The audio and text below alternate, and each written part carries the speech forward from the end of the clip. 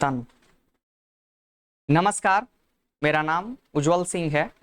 आज के इस वीडियो लेक्चर में हम लोग कफ सिरप के कंज्यूम करने से भारत में जो इतने बच्चों की मृत्यु हो रही है उस पर चर्चा करेंगे एवं साथ ही साथ ये चर्चा करेंगे कि सारे कफ सिरप की ऐसी परेशानियां हैं या गिने चुने कुछ कफ सिरप की। फिर हम इस पे बात करेंगे कि जब भारत में ऐसी स्थिति उत्पन्न हो गई है तो इसका ग्लोबल लेवल पे क्या रेप्यूटेशन भारत का बनेगा, इन चीज़ों पे चर्चा करेंगे। तो आइए चलते हैं। लेक्चर की शुरुआत हम लोग ये न्यूज से करेंगे जिसमें साफ दिख रहा है कि मध्य प्रदेश में जो कोल्ड ड्रिंक कफ सिरप को है वो बैन कर दिया गया है। क्यों किया गया है? क्योंकि वहां जो है वो बच्चों के डेथ हुए हैं। फिर आप राजस्थान की भी ये कहानी देखेंगे। राजस्थान में तो हद तब हो गई जब राजस्थान में माँ अपने बच्चे को हॉस्पिटल ले जाती है, उसे खांसी बच्चे को हो रखा होता है तो डॉक्टर उसको प्रिस्क्राइब करते हैं कि लो कफ का सिरप कंज्यूम करो। बच्चा पीता है, बच्चे का तबीयत पूरा खराब हो जाता है। उसके घर वाले, बच्चे का पेरेंट्स आके कंप्लेंट करते हैं हॉस्पिटल में कि आपका मेडिसिन जो है वो यूजेबल नहीं है, ये बच्चे को हार्मफुल बच्चे के लिए है। डॉक्टर इस चीज को प्रूफ करने के लिए वो खुद पी लेते हैं, वो दिखाने के लिए कि ऐसा कुछ नहीं है, मेडिसिन में कुछ नहीं है, आइए हम पी के दिखाते हैं। हद तो तब होता है जब डॉक्टर उस दवाई को पीता है और डॉक्टर का खुद तबीयत खराब हो जाता है। देखिए, Rajasthan cough syrups horror, 2 children dead, doctor drinks it to prove safety and faints. फिर आप ये देखेंगे मध्य प्रदेश का न्यूज है जिसमें लगभग 25 बच्चों की डेथ हो गई है। ऐसा नहीं है कि ये डेटा हमारे लिए नया है, ये बहुत वर्षों से ये हर दिन हमारे साथ ये घटना घट रही है, लेकिन हम लोग नजरअंदाज कर देते हैं। आइए इस पे चर्चा करते हैं। आप इस चीज को देख सकते हैं, ये news death in Jammu due to cough syrup, ये 2020 का मामला है जहां सेम यही कंडीशन हुआ था कि जम्मू कश्मीर में भी डेथ इसलिए हुई थी क्योंकि वहां के जो पेशेंट थे वो कफ सिरप को पिए थे। चलिए आगे। फिर ये देखिए कि एक देश है गामीबिया, जहां पर भी बच्चों की डेथ होती है। डेथ इसलिए होती है क्योंकि वे कफ सिरप पीते हैं। लेकिन गामीबिया से भारत का क्या कनेक्शन? गामीबिया अलग देश है, भारत अलग देश है। लेकिन इंटरेस्टिंग बात यह है कि गामीबिया के सरकार के द्वारा यह आरोप लगाया जाता है कि उन मेडिसिन जो इंडिया से लाए गए हैं गामीबिया में, उन्हीं मेडिसिन को पीने के बाद हमारे यहाँ बच्चों का तबीयत खराब हुआ है। ये बात सिर्फ गामीबिया की नहीं, फिर उज्बेक का देखिए, उज्बेकिस्तान में भी बच्चों की तबीयत खराब हो जाती है, वहां के पेशेंट की तबीयत खराब हो जाती है और वहां की भी सरकार यही कंप्लेंट करती है कि जो भारत से आए हैं हमारे यहाँ मेडिसिन, उसी को यूज करने से हमारे यहाँ के जो बच्चे हैं वो बीमार पड़ रहे हैं। लेकिन हम उसे कहां से एक्सेप्ट कर सकें? हो सकता है कि भारत एक विश्व गुरु है और इसकी छवि जो है वो बाहर में खराब ना हो जाए। और कहा भी जाता है कि जब तक खुद पे ना बीते दूसरों का जो दुख है वो मजाक ही लगता है। तो उज्बेकिस्तान ने भी दावा किया था कि इंडिया से जो कफ सिरप आए हैं उसी से हमारे यहाँ भी हालत खराब हुई है। और गामीबिया के द्वारा भी कहा गया था, जम्मू कश्मीर में ये छोटे मोटे मामले थे तो उसे दबा दिया गया। लेकिन अभी वर्तमान समय में जब इतने बड़े लेवल पे लगभग 50-60 बच्चों की डेथ हुई, तब ये जो मामला है वो एकदम लाइमलाइट में आया। दरअसल देखते हैं कि ऐसा होता क्या है, कफ सिरप में ऐसे क्या मिलाए जाते हैं जिसके वजह से जो है वो बच्चों के लिए हार्मफुल बन रहा है। How medicine are made, specially ये सारे मेडिसिन के लिए है, लेकिन फिर हम इसमें कफ सिरप का बात करेंगे। जैसे कोई भी मेडिसिन हो, मेडिसिन में 2 प्रकार के कंपोनेंट्स मिलाए जाते हैं। एक कंपोनेंट्स को हम लोग एपीआई कहते हैं और एक कंपोनेंट जिसको हम लोग एडिटिव मटेरियल्स कहते हैं।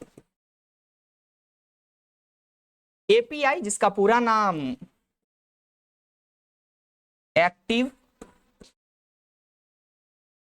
फार्मास्यूटिकल इंग्रेडिएंट्स,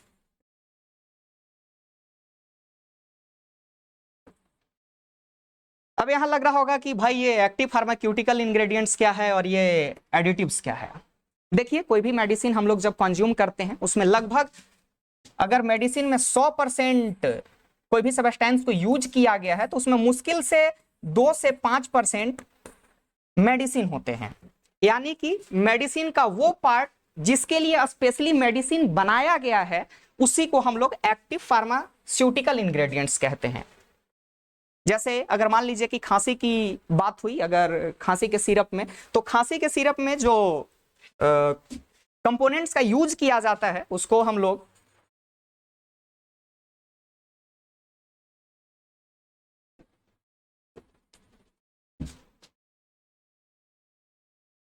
उसको हम लोग डेक्स्ट्रोमेथॉर्फेन कहते हैं, यानी कि डेक्स्ट्रोमेथॉर्फेन हाइड्रोब्रोमाइड। इसका मतलब कि यदि खांसी का सिरप यदि हम कंज्यूम कर रहे हैं तो उसमें डेक्स्ट्रोमेथॉर्फेन एंड हाइड्रोब्रोमाइड मात्र 2 से 5% रहेंगे, बाकी उसमें अदर सब्सटेंस रहेंगे। तो भाई ये अदर सब्सटेंस क्या है? देखिए अदर सब्सटेंस में बहुत चीज मिलाए जाते हैं उसमें। जैसे छोटा बच्चा है, अगर छोटा बच्चा है 2 से 5 साल का, तो वो बच्चा तो मेडिसिन का जो टैबलेट है उसको खा नहीं सकता, तो उसके लिए सिरप बनाया जाता है। ये जो अदर कंपोनेंट्स है उसमें बहुत चीज आ जाते हैं। जैसे कंपनी ये डिसाइड करती है कि उनके जो कफ का सिरप है या विटामिन का जो सिरप है उसका टेस्ट कैसा रहेगा, यानी कि ये जो अदर कंपोनेंट्स हैं उसमें फ्लेवर भी डिसाइड किया जाता है, कलर डिसाइड किया जाता है कि मेडिसिन में जो सिरप है उसका कलर कैसा रहेगा, ये कंपनी डिसाइड करती है। चलिए आगे देखिए, दिक्कत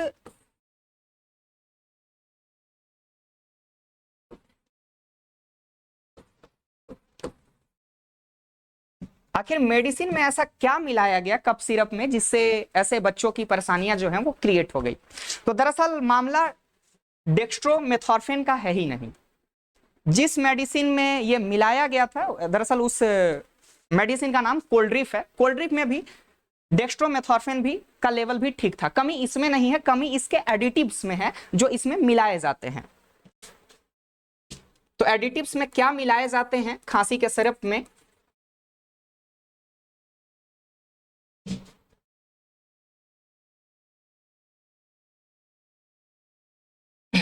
जो अच्छे गुणवत्तापूर्ण क्वालिटी की जो सिरप होते हैं उसमें मिलाया जाता है प्रोपेलिन ग्लाइकोल। लेकिन मामला यहां तक तो ठीक था, लेकिन अगर आप सस्ते वर्जन में जाएंगे कि इसके सब्स्टिट्यूट में हम कुछ और मिलाएं, तो अधिकतर जो फ्रॉड कंपनियां होती हैं, जो डी ग्रेड की कंपनियां होती हैं, जिनके स्तर बहुत एकदम निम्न कोटि के होते हैं, वो इसके जगह क्या मिलाती है वो देखिए। वो मिलाती है DEG, जिसका पूरा नाम डाई इथाइलिन ग्लाइकोल या इथाइलिन ग्लाइकोल मिलाती है।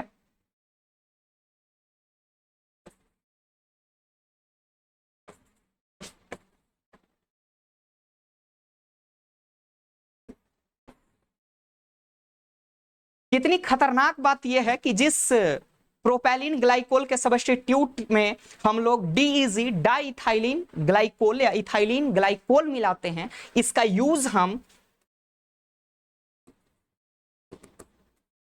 एंटी फ्रीजिंग में करते हैं।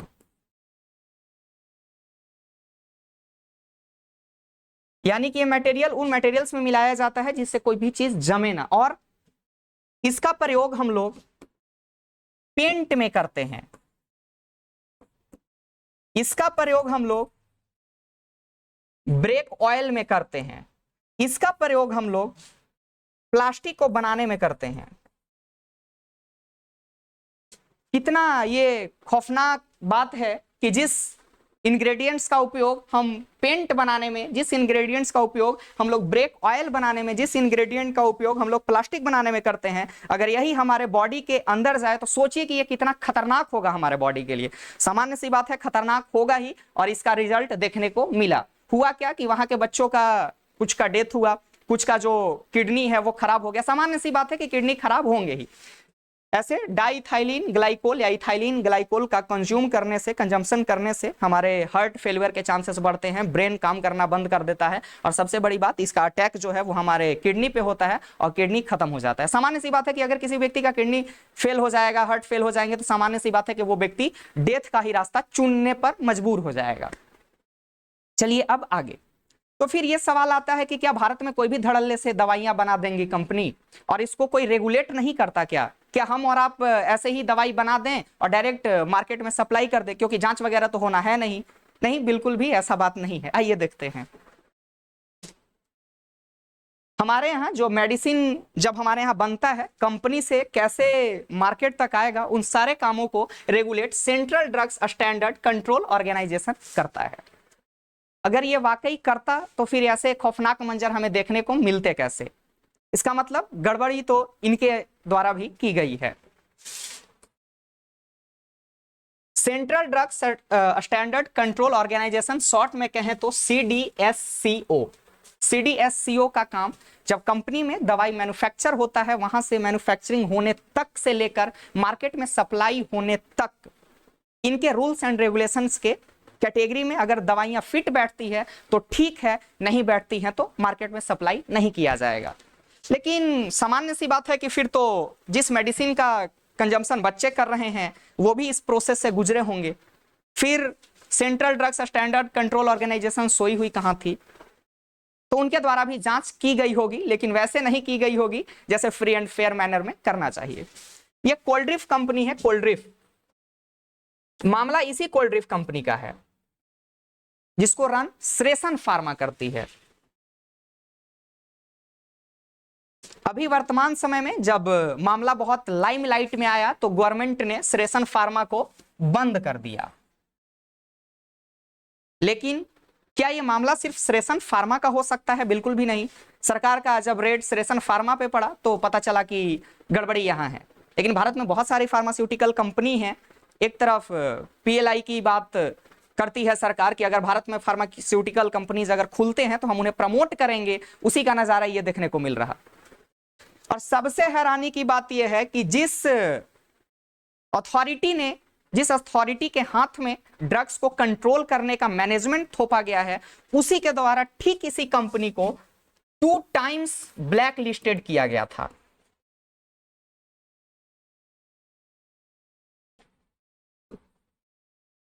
कि ये कंपनी के जो प्रोडक्ट्स हैं वो अब मार्केट में नहीं आने चाहिए। लेकिन हैरानी वाली बात है कि अगर 2 बार भी उस कंपनी को ब्लैक लिस्टेड किया गया, इसके बाद भी इसके मटेरियल्स, इसके मैन्युफैक्चर्ड प्रोडक्ट्स मार्केट में आ कैसे रहे हैं, ये बड़ी हैरानी वाली बात है।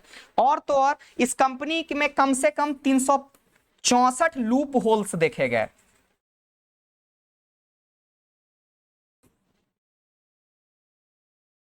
लूप होल्स यानी कि कम से कम 364 वायलेशन।